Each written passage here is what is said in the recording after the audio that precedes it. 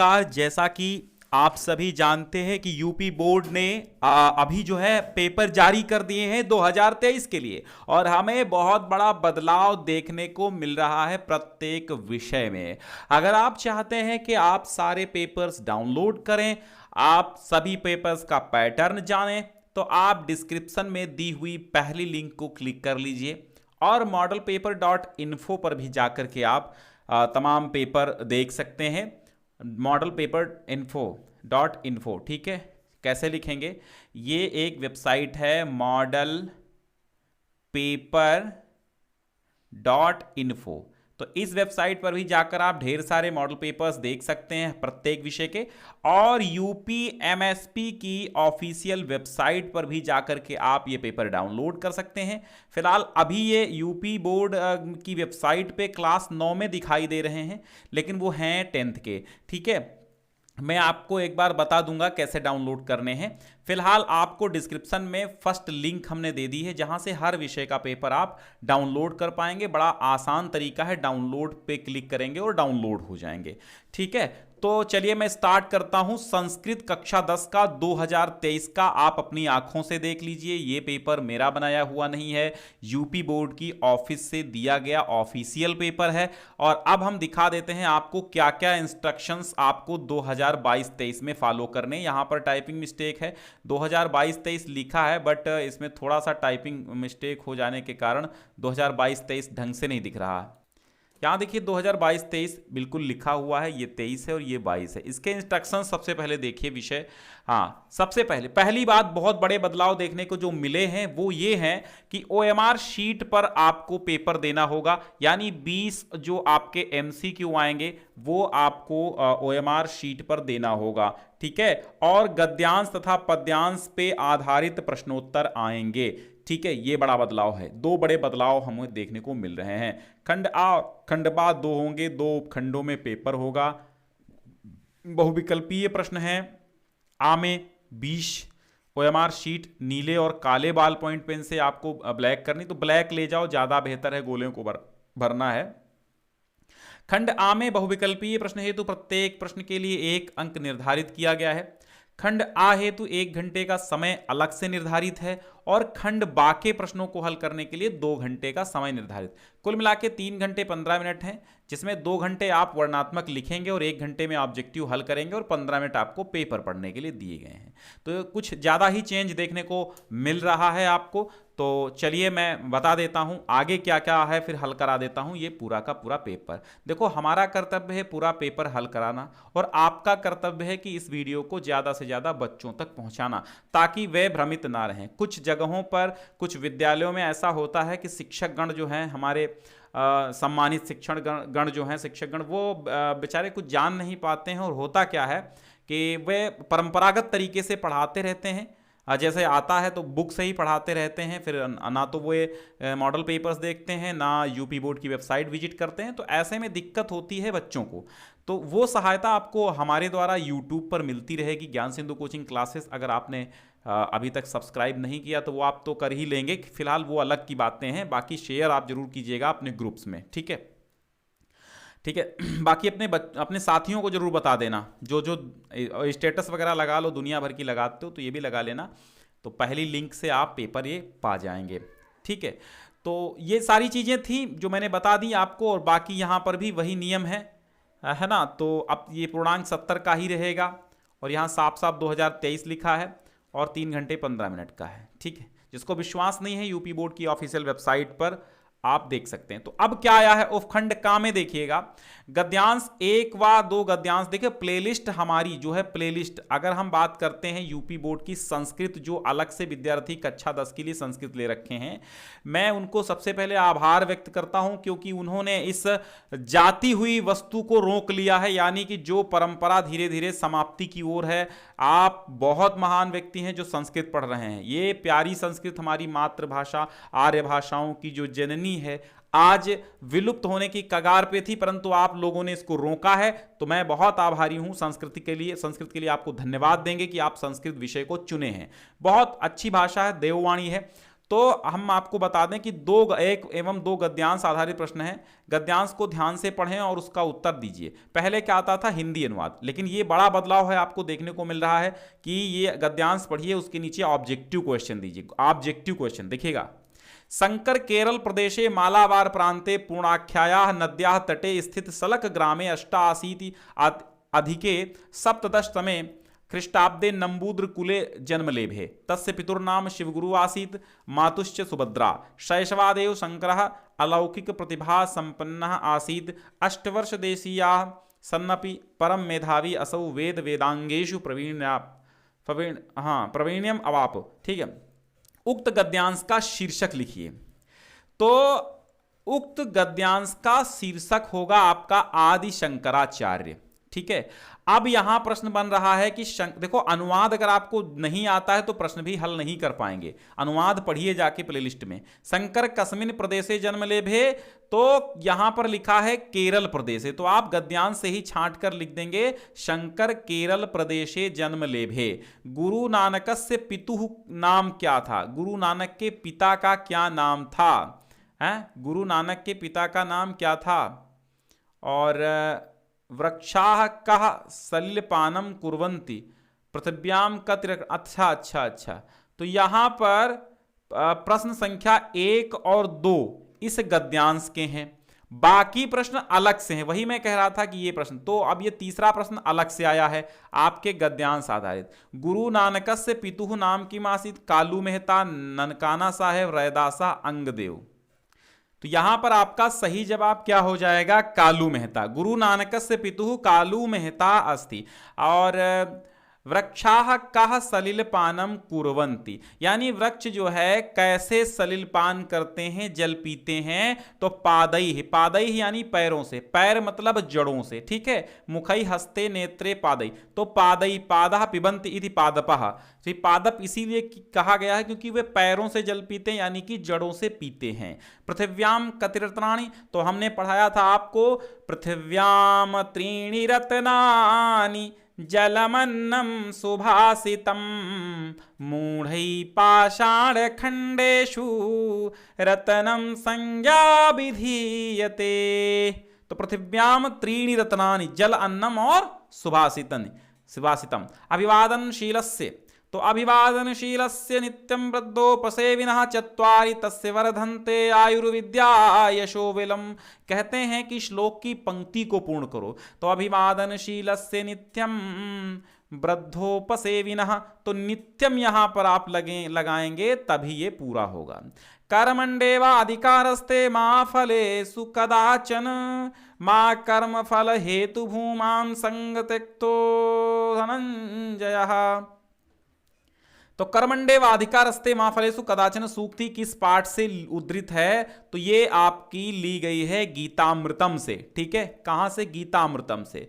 किम नाटकम दृष्ट्वा गांधिना हृदयम परिवर्तितम, तो हरिश्चंद्रः नाटकम दृष्ट्वा गांधिना हृदयम परिवर्तितम। नागानंदस्य नाटकस्य रचयिता कौन है, नागानंद नाटक के रचयिता कौन है, हर्षवर्धन है। तो नागानंद नाटक के रचयिता हर्षवर्धन हो गए। सन्मित्रम लक्षणम इदम प्रवदंति संतः कः अकथयत। ठीक है, कि सन्मित्र के लक्षण संतों ने कहा है, ऐसा किसने कहा, ये बताना है। दीपक, जसविंदर, आफ्ताबः, पीटरः।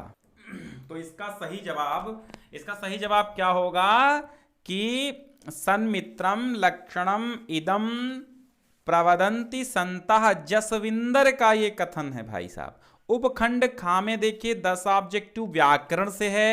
और इक प्रत्याहार के वर्ण बताइए। आयुड़ रील रिक एवं अयौच है वरट लड़ाई अमंगड़नम झभई घट दस जबगड दश खप छठ थ चट तौ कपैशक सरहल। हो गए 14 माहेश्वर सूत्र। तो इक प्रत्याहार में आयुड़ रील रिक, ई उ रील री, आयुड़ अड़ा हटा दो, री और री, ये ई उ रील री है कहीं, ई उ रील री, तो खा वाला आपका सही हो जाएगा। ता का उच्चारण स्थान क्या है, हमने पढ़ाया था आपको, लृतु लसानाम दंत। तवर्ग का उच्चारण स्थान दंत होता है और ता बोल के देखो दांत में जबान लगती है। हरिम वंदे में कौन सी संधि है, अनुस्वारस्य यही परसवर्णम, अनुस्वार संधि है, मो अनुस्वारा संधि से, मो अनुस्वारा सूत्र से अनुस्वार संधि हो गई। और नमस्ते का संधि विच्छेद नमः धन ते हो जाएगा। राज्ञा पद किस विभक्ति एवं वचन का रूप है, तो कहीं अगर तृतीया का एक वचन है तो राज्ञा तृतीया का एक वचन हो जाता है। वारि पद का षष्ठी एक वचन क्या होगा, वारि वारि वारिणा वारिणो, है ना। ऐसे वारि का क्या पूछा है, षष्ठी का एक वचन वारिणः, वारिणः है कहीं, नहीं नहीं, षष्ठी का एक वचन पूछा है। तो देखो वारि ऐसे बनता, वारि वारि वारिणा वारिणे वारिणः वारिणः वारिणी वार, तो षष्ठी का देखो यहां पर है नहीं, वारिणः होगा, यहां पे कोई भी ऑप्शन सही नहीं है, वारिणः होगा षष्ठी का एक वचन, ठीक है। वारि वारि वारिणा वारिणे वारिणः वारिणः वारिणी वारि, ठीक है, ऐसे होगा। तो अगर हम यहां देखते हैं वारिणा, तो वारिणा तृतीया का एक वचन है, वारिणी आपका प्रथमा का बहुवचन है, वारिणी ही, वारिणी ही कोई शब्द होता नहीं है, केवल वारिणी होता है, वारिणी सप्तमी का एक वचन होता है, इसलिए ये गलत ही है। यहाँ पे छोटी की मात्रा ना लगती तो सही हो जाता, इसलिए वारिणे जो है, वारिणे आपका चतुर्थी है, तो इसमें कोई भी सही ऑप्शन नहीं है। ये टाइपिंग मिस्टेक या फिर बोर्ड की मिस्टेक हो सकती है, मेरी नहीं है भाई साहब। नमामि रूप है, लोट लकार का है, उत्तम पुरुष एक वचन का है, लट लकार का है, उत्तम पुरुष एक वचन का है, कहाँ का है, नमामि नमामि नमामि नमामि नमामि नमामि नमामि, ठीक है। लोट लकार का है, लट लकार का, विधिलिंग लकार का है, काहे का है, नमामि मतलब नमन करता हूं, तो सीधी सी बात है ये। तो अगर हम नमामि की बात करते हैं तो ये लट लकार में आएगा, लट लकार में उत्तम पुरुष एक वचन का रूप होगा, लेकिन यहां पर हमें यह दिखाई देता है ना तो लट लकार है, ना उत्तम पुरुष है और ना एक वचन है, इसलिए यहां इनमें से कोई नहीं होगा। और फिलहाल मैं आपको बता दूं कि जो नमामि रूप है ये आपके सिलेबस में धातु ही नहीं है, यानी आपके सिलेबस में नयामी है, ठीक है। और इसी नयामी का नमामि यहां हो गया है, ये नयामी होना चाहिए, ठीक है। तो नयामी जो है वो नयामी की भी अगर बात करें तो इसमें नहीं है, वही होगा लट लकार उत्तम पुरुष एक वचन होगा, ठीक है। हाँ बिल्कुल बिल्कुल, लट लकार उत्तम पुरुष एक वचन का नयामी नमामि पठामी गच्छामी होता है, तो यहां पर भी आपका ये क्वेश्चन भी फ्लॉप हो रहा है। फिलहाल अगर ऐसे क्वेश्चन आपके बोर्ड में आते हैं तो आपको बोर्ड पूरा पूरा अंक देगा, उसमें घबराने की आवश्यकता नहीं है। भवेयुः रूप किस लकार का है, लट लकार का है, लिट लकार का है, या लोट लकार का है, या विधिलिंग लकार का है। तो मैंने आपको पढ़ाते वक्त ही बता दिया था कि जो एक ही मात्रा लगी हो, ठीक है, जब एक ही मात्रा लगी हो तो हमेशा याद रखना जो होगा वो विधिलिंग लकार में होगा। और भवेयुः जो है तो पठेत पठेताम पठेयुः होता है, तो भवेत भवेताम भवेयुः होगा, तो ये आपका विधिलिंग लकार में जाएगा। प्रतिदिनम में कौन सा समास है, दिनम दिनम प्रति, और ये आपका अव्ययी भाव समास हो जाएगा। त्रिभुवन अंतिम प्रश्न आपके ऑब्जेक्टिव का है। देखो आपको 3 घंटे मिलेंगे, 1 घंटे में ऑब्जेक्टिव करना होगा, लेकिन आप 1 घंटे से पहले ऑब्जेक्टिव कर डालें, ज्यादा बेहतर है। 30 मिनट बहुत है इसके लिए, 2.5 घंटे में आप लिखिए आराम से, ऐसा कोई बाउंडेशन नहीं कि 1 घंटा ही आपको इसके लिए। कंबाइंड पेपर मिलेंगे तो आपको चाहे आप OMR करना या पहले कॉपी लिखना, ये आप पर डिपेंड करता है। त्रिभुवन में कौन सा समास है, त्रयाणाम भुवनाम समाहारा, यानी यहां पर द्विगु समास हो जाएगा आपका, संख्या पूर्वो द्विगु से, तो त्रयाणाम भुवनाम समाहारा, ये आपका का वाला ऑप्शन सही हो जाता है। तो इतने में हमने देखा कि 2 क्वेश्चन फ्लॉप हो गए और आपका क्वेश्चन 18 यहां पर बचा है, लेकिन बोर्ड ऐसी गलती नहीं करेगा। ये तो बोर्ड ने गलती की है, मॉडल पेपर है, लेकिन आगे एग्जाम में ऐसी गलतियां बहुत ही कम मिलती हैं देखने को। अब वर्णात्मक प्रश्न आते हैं और कहता है कि हिंदी अनुवाद, देखो हिंदी अनुवाद भी आएगा, ऐसा नहीं कि नहीं आएगा, ये जैसा मॉडल पेपर यहां दिया गया है, आप मान लो बिल्कुल वैसा ही मॉडल पेपर आपको बोर्ड एग्जाम में 100% सेम ऐसा ही, क्योंकि मैं एनालाइज कर चुका हूं ये चीज, ठीक है, कि ये चीज मैं देख चुका हूं भैया कि बिल्कुल आता है।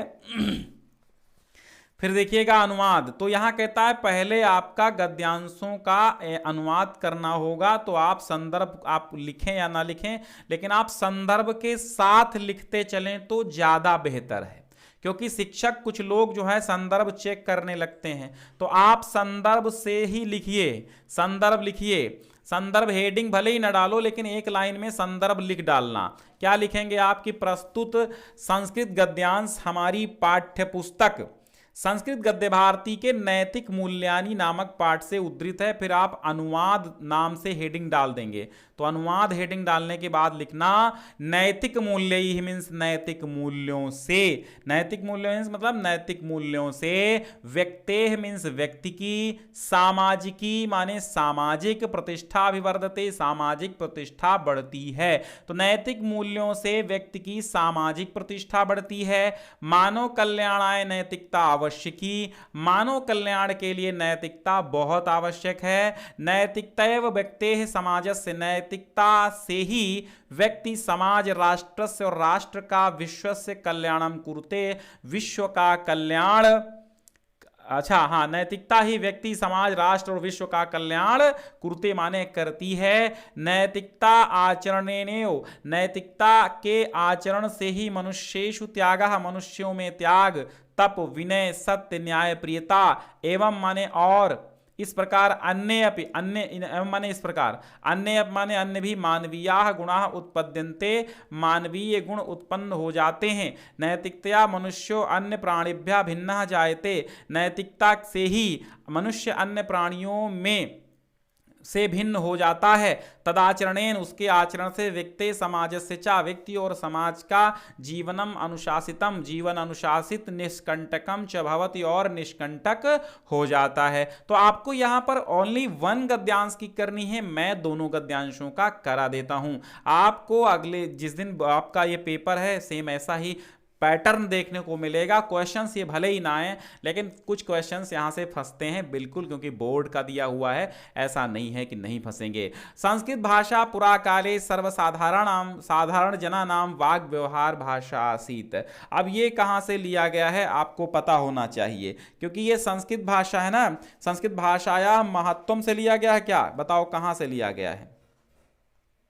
बिल्कुल, ये संस्कृत भाषाया गौरवम चैप्टर से लिया गया है। ठीक है, संस्कृत भाषा पुराकाले, संस्कृत भाषा प्राचीन काल में सर्वसाधारण जनानाम, सर्वसाधारण लोगों के वाग व्यवहार भाषा चासीत, वाग व्यवहार की भाषा थी। ठीक है, संस्कृत भाषा पुराने समय में सर्वसाधारण की वाग व्यवहार यानी कि बोलचाल की भाषा थी।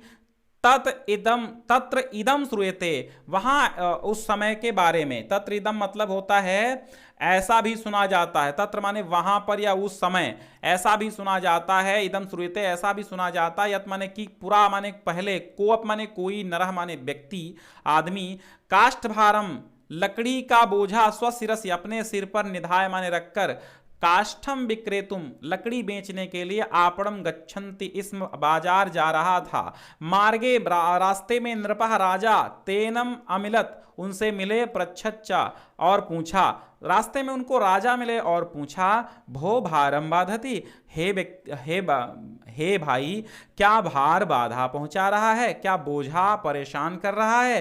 काष्ठ भार वाह को, लकड़ी जो ढोने वाला व्यक्ति है, यानी काष्ठ भार वाह को, लकड़ी के का बोझा उठाने वाले ने कहा, नृपम माने राजा को, तत्प्रश्नोत्तर से उस प्रश्न के उत्तर के प्रसंग में अवदत माने कहा, भारम न बाधते राजन, राजन भार बाधा नहीं पहुंचा रहा है, यथा बाधति बाधते, जितना बाधति बाधते अर्थात जितना तुम्हारा बाधते शब्द बाधा पहुंचा रहा है, उतना हमें लकड़ी का भार बाधा नहीं पहुंचा रहा है। उसका कहने का मतलब यह था कि आपने संस्कृत की व्याकरण गलत शब्द रूप का प्रयोग कर दिया है अपने वाक्य में। तो वो कह रहा था आपका जो ये त्रुटिपूर्ण वाक्य है वो बहुत बाधा पहुंचा रहा है, इतना बोझा नहीं पहुंचा रहा। तो ये ज्ञान था लोगों को संस्कृत का उस समय पर। ठीक है, चलो, तो ये हो गया संस्कृत भाषा गौरवम चैप्टर से, तो इसका भी संदर्भ सहित ही आप अनुवाद लिखना तो ज़्यादा बेहतर रहेगा। फिर आपको एक चैप्टर का सारांश लिखना होगा, कालिदासा विश्वकवि रविंद्रा। ऑलरेडी मैं ये सारे चैप्टर्स का लगभग जो इंपॉर्टेंट चैप्टर हैं उसका सारांश करा चुके हैं। मदन मोहन मालवीय भी इंपॉर्टेंट खासा चैप्टर है। फिर एक श्लोक का हिंदी में व्याख्या करनी होगी और एक सूक्ति की व्याख्या करनी होगी और एक श्लोक का संस्कृत में अर्थ लिखना होगा। 4-4 नंबर में ये आएगा, ठीक है। भाषम पश्यसि यद एनम तथा ब्रूहि पुनर्वचः शिरस पश्याम भाषा से नगात्रम इति साब्रवीत। देखिए, संदर्भ तो कहीं पर भी नहीं कहा गया है लिखने को, और संदर्भ का नंबर भी डिवाइड नहीं है। कहने का मतलब हमारा यह है कि संदर्भ कोई आवश्यक नहीं रह गया है, लेकिन अगर आप संदर्भ लिखते हैं तो एक नंबर हो सकता ना कटे, क्योंकि कुछ लोग अगर परंपरागत तरीके से सोचकर चेक कर देंगे कॉपी तो आपका नंबर कट सकता है। इसलिए संदर्भ अगर आपको सही सही आता है तो जरूर लिखना, और अगर कंफ्यूज है तो संदर्भ छोड़ देना, ठीक है। भाषम पश्यसि यद एनम, तो ये कहां से लिया गया है? ये चैप्टर आप समझ रहे हैं कहां से लिया गया? लक्ष्य वेध परीक्षा से लिया गया है। कहां से लिया गया है? लक्ष्य वेध परीक्षा से लिया गया है। देखिए, हमारा एक अलग फार्मूला रहता है कि जो मैं पेपर कराता हूं वो पूरा का पूरा हल करा देता हूं, भले ही कितना टाइम लगे। तो आप लोग ऊबिए नहीं, पूरा पेपर जो है आपको हल करके समझ के जाना है, ठीक है, बिना किसी त्रुटिपूर्ण के। तो वो ये कहाँ से लिया गया है? तो आप लिख देना कि प्रस्तुत पद्यांश या प्रस्तुत श्लोक हमारी पाठ्यपुस्तक संस्कृत पद्य पीयूषम में संकलित लक्ष्य वेध परीक्षा नामक पाठ से उद्धृत है। और लक्ष्य वेध कैसे लिखना है ये जरूर ध्यान दीजिएगा, लक्ष्य वेध ऐसे लिखना है, ठीक है। तो भाषम पश्यसि, द्रोणाचार्य पूछते हैं भाषम पश्यसि, क्या आप उस भास को देख रहे हो? क्या आप भास को देख रहे हो? भास माने क्या होता है? गिद्ध, गिद्ध, ठीक है। तो क्या आप उस भास को देख रहे हो? भाषम पश्यसि यदि एनम, भास को देख रहे हो यदि एनम इस प्रकार तथा ब्रूहि पुनर्वचा, तो आप पुनः वचन बोलिए, तो बताइए। सिरः पश्यामि, तो अर्जुन कहते हैं कि मैं सिर देखता हूं भाषा से, भास का मैं केवल सिर देख रहा हूं, न गात्रमिति सह अब्रवीत। तो वे अर्जुन बोले कि मैं भास का केवल सिर देख रहा हूं, शरीर नहीं, ठीक है। तो ये हो गया, यो न हृष्यति न द्वेष्टि न शोचति न कांक्षति शुभाशुभ परित्यागी भक्तिमान्या समे प्रिय नरः। कहां से लिया गया है आपको मैं बता दूं, ये वही छाया हुआ नाम है गीता अमृतम। गीता के अमृत भगवान श्री कृष्ण कहते हैं कि यो न हृष्यति न द्वेष्टि न कांक्षति, जो हे अर्जुन, जो व्यक्ति ना तो खुशी से खुश होता है और ना किसी से द्वेष करता है, ना कुछ चिंता करता है, ना किसी वस्तु की इच्छा करता है, शुभ और अशुभ को परित्याग करने वाला श्रद्धावान, वह मुझे प्रिय है। समझिए, यो न हृष्यति, ना तो यो माने जो, ना माने नहीं, हृष्यत माने प्रसन्न होता है अधिक, न द्वेष्टि और न द्वेष करता है, न शोचति न शोक करता है, न कांक्षति और न इच्छा करता है, शुभ और अशुभ का परित्यागी, यानी वो समान रहता है शुभ में भी और अशुभ में भी। शुभ और अशुभ का जो परित्यागी होता है, भक्तिमान्यः समे प्रिय नरः, और मेरी भक्ति करने वाला होता है, वो नर मुझे प्रिय है। तो ये आपका गीतामृतम से है। फिर आपको सूक्तियों की व्याख्या करनी होगी, तो मैं बता रहा हूं आपको। देखिए, सूक्ति सुधा और विद्यार्थी चर्या, दो ऐसे चैप्टर हैं जो आपको रट के जाने हैं, कुछ ना कुछ वहां से आएगा, ठीक है। मूढ़ै पाषाण खंडेषु रत्नम संज्ञा विधीयते। अभी हमने कहा था कि पृथिव्याम त्रीणि रत्नानि जलमन्नम सुभाषितम, मूढ़ै पाषाण खंडेषु रत्नम संज्ञा विधीयते। यानी यहां पर आप पूरी व्याख्या करेंगे। क्या करेंगे? पूरी व्याख्या। पूरी व्याख्या ये करेंगे कि पृथ्वी पर 3 रत्न हैं, ठीक है। पृथ्वी पर 3 रत्न हैं, जल, अन्न और सुंदर वचन। मूर्ख लोग पत्थर के टुकड़ों को रत्न कह देते हैं, ठीक है। तो यहां समझिए, एतत्, यहां ये श्लोक है, सर्वं परवशं दुखम सर्वं आत्मवशं सुखम एतद् विद्यात् समासेन लक्षणम सुख दुःखयो। विद्यार्थी चर्या से कहा गया कि जो कुछ अपने वश में है वो सब सुख है, और जो कुछ दूसरों के वश में है वह दुख है। इस प्रकार संक्षेप में यह सुख दुख का लक्षण समझना चाहिए। समत्वम योग उच्यते, समता का भाव ही योग उच्यते माने कहलाता है। ठीक है, एक श्लोक का आपको संस्कृत में अर्थ लिखना है। काव्य शास्त्र विनोदेन कालो गच्छति धीमताम व्यसनेन चा मूर्खाणाम निद्रया कलहेन वा, व्यसनेन चा मूर्खाणाम निद्रया कलहेन वा, अभिवादनशीलस्य नित्यं वृद्धोपसेविनः चत्वारि तस्य वर्धन्ते आयुर्विद्या यशो बलम। तो संस्कृत श्लोक लिखते समय आप लिखेंगे कि अस्मिन् श्लोके कवि कथयत यत। तो आपको संस्कृत अनुवाद करने से पहले आपको ये लिखना है अस्मिन्, ये एक लाइन जरूर लिख लेना है। अस्मिन् श्लोके हाँ कवि कथयति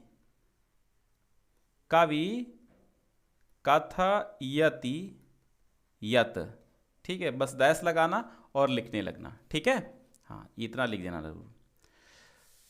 तो क्या कहता है कवि इसमें, आप ऐसे लिखेंगे कि अस्मिन् श्लोके कवि कथयत यत ये पुरुषाः, क्या लिखेंगे, ये पुरुषाः बुद्धिमत्ता भवन्ति, जो पुरुष बुद्धिमान होते हैं, ते स्वकालम, वह अपना काल, काव्यादि ग्रंथानाम सद्ग्रंथानाम व अध्ययने अध्यापने यापयन्ति, और ये जना मूर्खाः भवन्ति ते स्वकालम परस्परम कलहेन निद्रया व्यसनैः च व्यतीतं कुर्वन्ति। ठीक है, अभिवादनशीलस्य नित्यं वृद्धोपसेविनः चत्वारि तस्य वर्धन्ते आयुर्विद्या यशो बलम। तो इसका क्या लिखेंगे आप, अभिवादनशीलस्य। ठीक है, ये लिखेंगे अस्मिन् श्लोके कवि अभिवादनशीलतायाः वृद्धा सेवायाः च वर्णनं कुर्वन् कथयत यत् यस्य स्वभावः स्वपूज्यानाम् अभिवादनं कुर्वन् अस्ति, यः सदा सर्वदा वृद्धानां सेवां करोति, तेषाम् आशीर्वादेन तस्य जनस्य आयुः विद्या कीर्तिः शक्तिः च एतानि चत्वारि वस्तूनि वर्धन्ते। ऐसे लिख देंगे। फिर आपको संस्कृत में प्रश्न आएंगे, उनके उत्तर लिखना। महात्मनः कुत्र जन्म लेभे, तो महात्मनः गुजरात सौराष्ट्र मतलब गुजरात के पोरबंदर में जन्म हो, तो आप लिखेंगे महात्मनः पोरबंदरे जन्म लेभे, लिख देंगे महात्मनः पोरबंदरे जन्म लेभे। ठीक है, और जीमूत वाहनः कस्य पुत्रः आसीत, तो जीमूत वाहन से पिता मतलब जीमूत केतोः पुत्रः आसीत, सुमेधा कस्य तनया आसीत, सुमेधा किसकी पुत्री थी, तो सुमेधा किसकी पुत्री थी ये बताओ, सुमेधा विनयस्य तनया, तो यहां पर लिख देना विनयस्य तनया, विनय की पुत्री थी। फिर आप देखिए यहाँ पर एक में निर्देशानुसार विभक्ति का नाम लिखेंगे, वचन लिखेंगे, यानी रेखांकित पदों में नियम निर्देश पूर्वक विभक्ति का नाम लिखना। अहम रामम पश्यामि, तो रामम में द्वितीया विभक्ति है, कर्म कारक है। वृक्षात पत्राणि पतन्ति, वृक्षों से पत्ते गिरते हैं। अहम रामम पश्यामि, तो रामम कर्मणि द्वितीया यहाँ पे है, कर्मणि द्वितीया से राम में द्वितीया विभक्ति है। और वृक्षात पत्राणि पतन्ति, तो ध्रुवम पाय अपादानम, अपादाने पंचमी से यहाँ पर वृक्षात में पंचमी विभक्ति है। बालका विद्यालय पठति, बालक विद्यालय में पढ़ते हैं। तो अधिकरण में पे पर ऊपर सप्तम्याधिकरणे होगा। ठीक है, सप्तम्याधिकरणे आधारो अधिकरणा। ठीक है, तो यहां पर देखिए एक पद में आपको प्रत्यय लिखना है। श्रुत्वा में श्रु धातु कत्वा प्रत्यय है, गंतुम में गम धातु तुमुन प्रत्यय है, और पटनिया में पट धातु अनियर प्रत्यय है।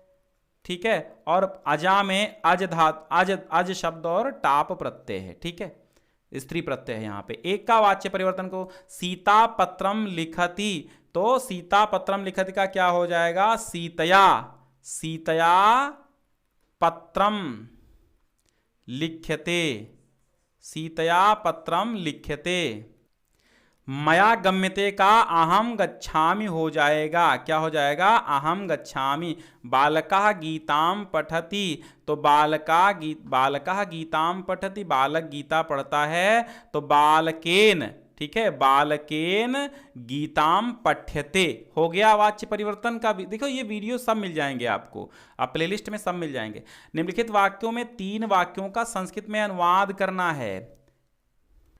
यहां पे है आप लोग बोलते हैं, तो भवन्तः, यहां क्या हो जाएगा? भवन्तः अपि, भवन्तः अपि वदन्ति, भवन्तः अपि वदन्ति, आप लोग भी बोलते हैं। तुम राम या हरि जाता है, तो त्वम रामः हरि वा, त्वम रामा हरि वा गच्छन्ति, त्वम रामा हरि वा गच्छन्ति, तुम राम या हरि जाता। लड़की को पढ़ना चाहिए, ठीक है, लड़कों को पढ़ना चाहिए, लड़की को पढ़ना चाहिए, लड़की को पढ़ना चाहिए, तो बालिका, बालिकाः, बालिका, अच्छा, पठेत, पठेत, बालिका पठेत। इस समय तुम कहाँ जा रहे हो? अधुना त्वम, अधुना त्वम कुत्र गच्छसि, अधुना त्वम कुत्र गच्छसि। बंदर पेड़ पर चढ़ता है, तो वानरः वृक्षोपरि आरोहति, वानरः वृक्षोपरि आरोहति। सदाचार, फिर संस्कृत में देखो, संस्कृत के अलग प्लेलिस्ट निबंधों की बनी हुई है, आप पढ़ लीजिएगा। सदाचार, सत्संगति, राष्ट्रीय पर्यावरण विद्या आते रहते हैं हमेशा ये। फिर आपका वाक्यों में प्रयोग करना है। श्री गणेशाय नमः, त्वम किम करोति, सदा सत्यम वदेत, अत्र, अत्र रामः अत्र, अत्र, अत्र चा, अत्र अनेके कूपः सन्ति, ठीक है। अवगच्छामः, वयम गच्छामः, अहम आवाम वयम, गच्छाम गच्छावः गच्छामः, तो अहम आवाम वयम वयम गच्छामः आप लिख सकते हैं। तो प्यारे बच्चों, ये आपका संस्कृत का फुल सॉल्यूशन, पूरा पेपर का फुल हल है। तो आप इससे बहुत सारा लाभ प्राप्त करेंगे, आप बहुत अच्छे से लाभान्वित होंगे। जो कुछ मैंने आपको, जितना था मेरे पास ज्ञान, मैंने दे दिया आपको। अब हम चाहेंगे कि आप प्लेलिस्ट से ये सारी चीज़ें तैयार कर लीजिए, और हम चाहते हैं कि आप 70 में 70 तो ले ही आएँ पेपर में, फिर देखा जाएगा, है ना। चलिए, शुक्रिया भाई, शुक्रिया, शेयर कर दो।